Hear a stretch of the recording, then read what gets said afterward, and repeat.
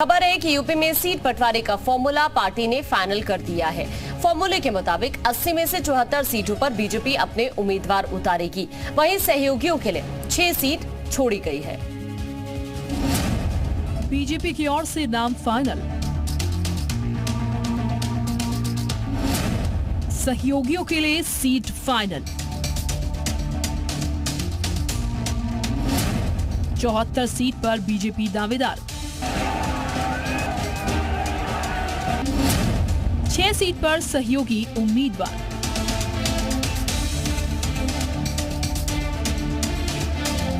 लोकसभा चुनाव को लेकर बीजेपी ने यूपी में सीट बंटवारे का फॉर्मूला तय कर दिया है। खबर है कि बीजेपी ने यूपी के उम्मीदवारों में 50 नाम तय भी कर दिए हैं। इनमें प्रधानमंत्री मोदी और राजनाथ सिंह का नाम भी शामिल है। खबर ये भी है कि बीजेपी 80 में से 74 सीटों पर अपने उम्मीदवार उतारेगी, वहीं सहयोगियों के लिए 6 सीट दी है। राष्ट्रीय लोकदल को 2 सीट, अपना दल एस को 2 सीट, सुबह सपा को 1 और निषाद पार्टी को 1 सीट देने की तैयारी है।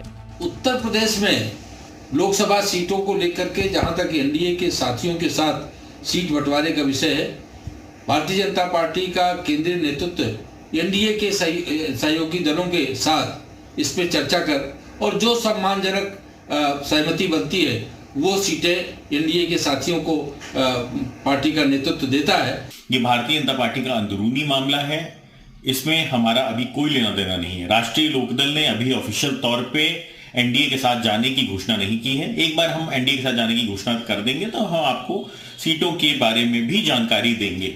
राष्ट्रीय लोकदल की अहम भूमिका लोकसभा चुनाव में होगी। सुहेल देव भारतीय समाज पार्टी भारतीय जनता पार्टी का एक मजबूत सहयोगी दल है, एनडीए का एक अहम हिस्सा है। सुहेल देव भारतीय समाज पार्टी 80 की 80 लोकसभा सीटों के ऊपर पूरी मजबूती के साथ कार्य कर रहा है। हम एनडीए के एक अहम सदस्य हैं, हम एनडीए का एक अहम हिस्सा हैं। हमारे यहाँ सीटों को लेकर कोई भी तरह की मारामारी नहीं मची हुई, किसी प्रकार की कोई माथापच्ची नहीं मची हुई। एनडीए का हर एक सहयोगी दल 80 की 80 लोकसभा सीटों पर लड़ रहा है। लोकसभा चुनाव में बस कुछ ही दिन बाकी हैं। ऐसे में बीजेपी जल्द से जल्द अपने उम्मीदवारों के नामों का ऐलान कर चुनावी मैदान में उतरना चाहती है, ताकि प्रचार के लिए उसे ज्यादा से ज्यादा वक्त मिल सके और वो यूपी में मिशन 80 की ओर मजबूत कदम बढ़ा सके। ब्यूरो रिपोर्ट, जी मीडिया।